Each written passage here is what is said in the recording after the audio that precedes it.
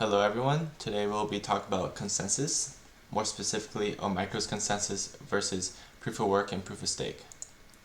So let's start off with consensus. What is consensus?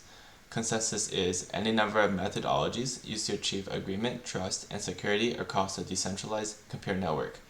And its uses are crypto mining, validating transactions, and mining new tokens. So what is proof of work? Proof of work is it requires participant nodes to prove that the work done and submitted by them qualifies to receive the right to add new transactions to the blockchain. So this is done by computers competing against each other to be the first to solve complex puzzles. These complex puzzles it's a given set of data through a hash function, and it will only generate one hash, and the first node to generate a valid hash gets to add the new block to the blockchain. In return, these miners receive block rewards, and it takes a lot of computational power. So there's like major drawbacks with this method, more specifically scalability. So proof of work at scale requires huge amounts of energy and long processing time, which only increases as more miners join the network. To add on to this, electronic waste is also a major issue, as innovation in chip speed and efficiency quickly make older chips useless. And the 51% attack, which means that hackers would need to have a computer more powerful than 51% of the network to add a malicious block, which can lead to a loss of assets. So proof of work is essentially the evolved version of proof of stake, which is supposed to be low cost, low energy. However, its mechanics are quite different. In proof of stake, validators are chosen to find a block based on the number of tokens they hold, also known as staking, instead of arbitrarily competing between miners to determine which node can add a block. So there's like a lower barrier of entry compared to proof of work, as there's no specialized hardware, and the only cost is to purchase tokens.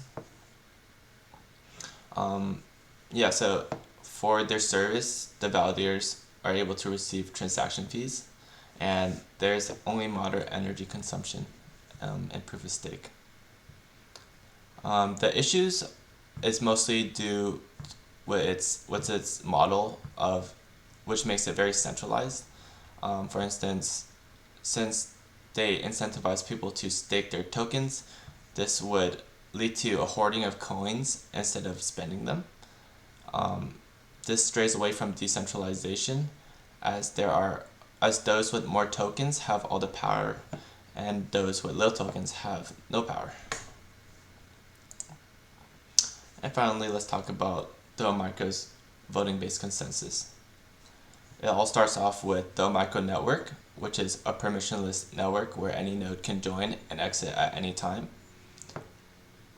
There's an even lower bar of entry compared to proof of work and proof of stake, as in proof of work, you'll constantly have to upgrade your computational resources, which is very costly, and proof of stake, where you have to purchase a lot of tokens to have any negligible say in the network. Here in the Omicro network, new nodes are able to apply and enroll in the network with qualified resources, including memory, CPU, and internet speed, where they are to perform memory hard computations and are accepted in the network if their speed and computations passes a certain threshold. In the network, there are multiple leader nodes, and each node has an equal chance of being selected as the leader, which changes in each round of consensus. So without getting into too much detail, there are 4 stages of the Omicro consensus. So the first stage is where the dynamic circuit is generated by any one of the nodes. Essentially what a dynamic circuit is, it's a routing circuit viewed by the node to implement the consensus protocol, and this is how communicational messages are efficiently passed around to reach other nodes. The dynamic circuits also allow for scalability, and this is our technology which allows the scalability to accommodate for millions, even billions of nodes. Next, the sequence ID is generated per node for each request, and this would be passed on to third stage, which is the voting round. So there are going to be multiple zones where voting is conducted, and each zone conducts a round of voting to collect their member votes.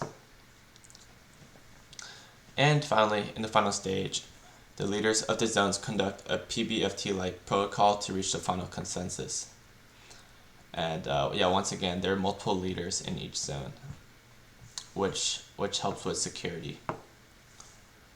So due to the zones, due to the technology of having voting like split up into zones, the speed is very fast. So it only takes 3 messages per nodes.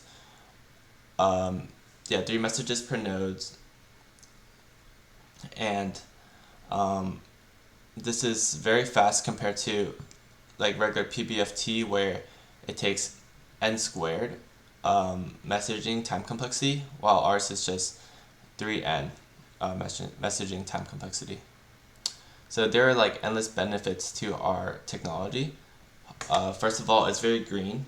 So proof of work is known to be detrimental to the environment as it takes a lot of computational resources. But here we don't require any of that. We just require a minimum amount of hardware and internet speed, and that doesn't cost too much, especially compared to proof of work. We're very fast, so as I said earlier, we only take 3 messages for nodes to achieve final consensus, which is very, very fast. In terms of decentralization, this is probably our strongest attribute.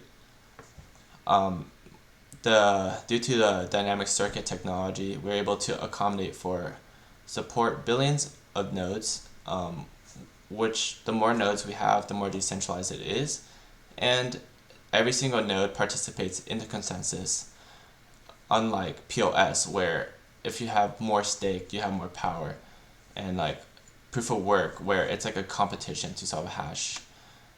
Here, every single node works together.